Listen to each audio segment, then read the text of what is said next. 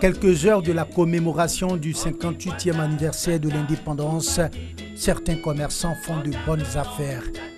Au quartier Dallas, dans la commune d'Adjamé, Karim, fabricant de drapeaux, s'active à satisfaire sa clientèle. Donc, il y a les gens qui viennent nous commander ça à chaque année pour faire indépendance. Les drapeaux qu'on vend dans le quartier là, c'est depuis au début des mois là, ils ont commencé à faire ça jusqu'à aujourd'hui même. Depuis plus de 2 mois, revendeurs et particuliers défilent chez Karim. Commande du jour, 120 drapeaux. À quelques pas de lui, Sam, lui spécialisé dans la vente des drapeaux importés.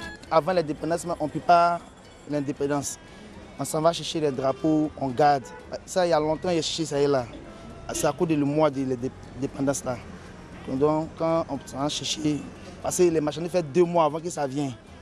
Donc, ça va chercher avant l'indépendance. Quand ça arrive, on stocke ça. Donc, en temps de l'indépendance, maintenant, on fait sortir, puis on livre ça aux gens. Parce qu'il y a les gens qui viennent prendre en gros avec nous. Donc, pour que les gens puissent avoir des drapeaux pour fêter l'indépendance.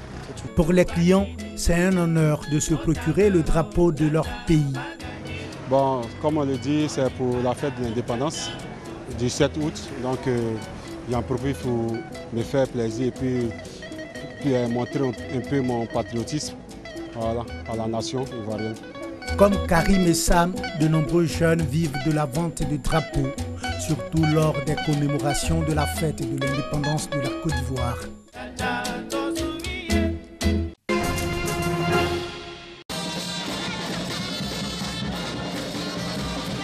Fête populaire aux couleurs du drapeau national, avenue 16, rue 8, dans la commune de Trècheville. On a dansé, on a bien joué, on a eu les tricots, les cadeaux, on est parti à la maison. Cette fête de l'indépendance marque la liberté ouverte aux yeux de la population ivoirienne. Les sentiments qui m'habitent sont les sentiments de joie, de bonheur et de convivialité entre la population ivoirienne. Le lancement des activités de vacances de la commune de Trècheville a eu un cachet spécial avec la commémoration dans quelques heures du 58e anniversaire de l'indépendance de la Côte d'Ivoire. Alors, le sentiment de joie, puisque c'est dans ma commune, je suis enfant de Trècheville et je suis très heureux que ça se passe dans notre commune. Nous sommes indépendants, on vit tranquillement et heureux. C'est un honneur pour moi en tant qu'Ivoirien de célébrer les 58 ans de l'anniversaire de la Côte d'Ivoire. En tout cas, c'est bien.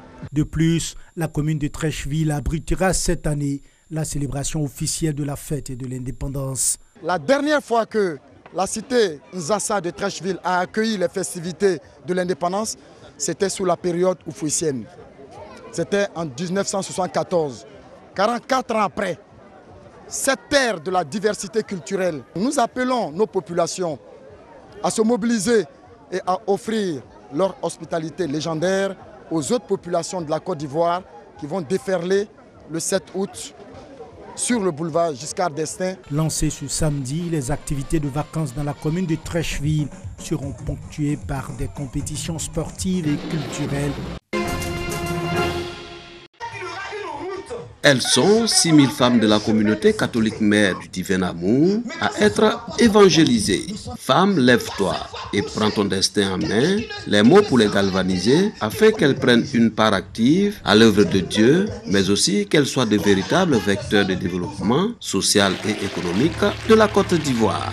Habituellement, on demande aux gens de faire preuve de foi, mais là, Dieu vient consoler son peuple, apporter dans les difficultés auxquelles nous sommes confrontés au plan personnel et au plan même de la nation, pour une parole de consolation. Il faut que le peuple continue de croire que Dieu est encore avec cette nation et que malgré ce que nos yeux humains peuvent voir, il y a encore de l'espoir. Ce moment de prière et d'adoration est une opportunité pour les fidèles de se rapprocher de Dieu.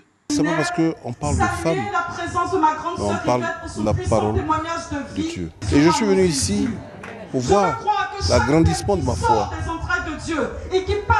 et l'avenir. Quand tu avais Dieu dans ta bague, tu ne dois pas être découragé. Il faut être fort dans la foi et puis avancer à l'eau l'âge avec le Christ parce que nous sommes victorieuses. On aura toujours la victoire, quelles que soient les épreuves, quelles que soient les difficultés de la vie. Nous serons toujours accrochés à Jésus. Quand une femme s'élève, le Seigneur les os.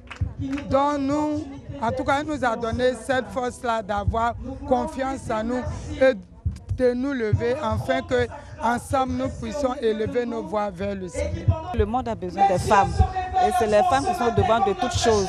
Et quand la femme dit, elle le fait. Et nous croyons à tout ce qu'elle a dit. Le Rassemblement international des femmes de la communauté catholique Mère du Divin Amour est à sa 7e édition. Il va durer 3 jours. Assis sur des chaises à l'arrière sud de l'aéroport international Félix Houphouët-Boigny, ces pèlerins du dernier vol charter du contingent étatique attendent l'heure du départ. Il est un peu plus de 20 heures. Mais avant, il faut prendre des forces. De la nourriture leur est servie. 22 heures, les candidats au Hajj du vol 9 se dirigent enfin dans leur cobus. Ils se disent fiers de se rendre en terre sainte d'Arabie Saoudite en vue d'accomplir le 5e pilier de l'islam, le pèlerinage à la Mecque. Lorsque Dieu met cette chance dans ta vie, alors ce n'est que remercier Dieu d'avoir accordé et accompli le 5e pilier en islam.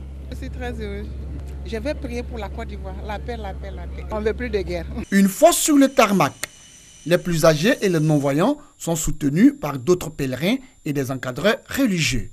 Prendre place à bord de l'avion, plus qu'un soulagement. Grâce à Dieu, je pense que je vais effectuer ce pèlerinage et qu'Allah fasse que tout se passe très bien, dans la santé, dans la joie.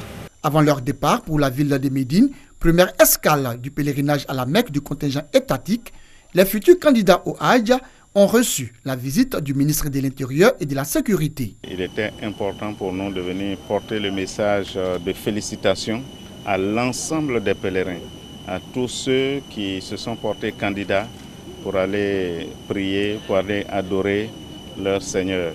C'est aux environs de minuit que l'avion transportant les derniers candidats du Hajj du vol charter a quitté l'aéroport international Félix Houphouët-Boigny.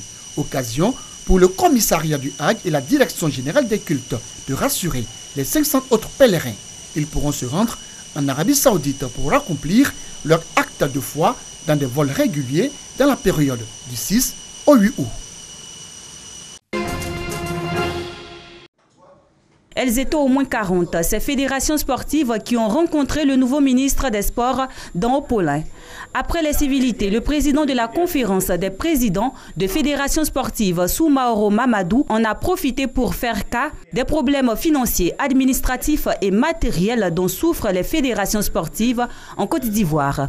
Satisfait de son initiative, le ministre Dan Haut-Paulin a présenté son directeur de cabinet Alayao François et rassuré les présidents de fédération et leurs représentants de rehausser le niveau du sport ivoirien. Nous, en tant que ministère, notre rôle sera de développer une matrice d'action pour les infrastructures, pour la formation et pour l'accompagnement des fédérations. Donc nous sommes là pour élargir les sillons, pour faire en sorte que le sport devienne une véritable industrie au service de la construction de l'émergence de notre pays. Nommé ministre des Sports le 11 juillet dernier, Dan Haut-Paulin est le nouveau locataire du ministère des Sports. Il succède à François Albert Amichia. Le président vénézuélien Nicolás Maduro a accusé son homologue colombien Juan Manuel Santos d'être responsable d'un attentat contre lui samedi à Caracas, commis selon les autorités vénézuéliennes avec des drones chargés d'explosifs. Et je n'ai aucun doute que tout pointe vers la droite, vers l'ultra-droite vénézuélienne, en alliance avec l'ultra-droite colombienne, et que le nom de Juan Manuel Santos est derrière cette attaque. À Bogota, une source gouvernementale colombienne a déclaré qu'accuser Juan Manuel Santos dans cette affaire était sans fondement. 7 militaires ont été blessés et hospitalisés à la suite de l'attaque, a déclaré le ministre de la Communication. Outre le président colombien Santos, Maduro a accusé des personnes vivant selon lui aux États-Unis. Les auteurs de cette attaque sur ma vie vivent aux États-Unis d'Amérique du Nord, dans l'État de Floride. J'espère que le gouvernement du président Donald Trump est disposé à combattre les groupes terroristes qui ont l'intention de commettre, de tuer des dirigeants ou de commettre des attaques contre les pays pacifiques de notre continent, en l'occurrence le Venezuela. Cet attentat intervient le jour du premier anniversaire de la très controversée Assemblée constituante vénézuélienne qui a permis au gouvernement d'asseoir son pouvoir et de neutraliser l'opposition.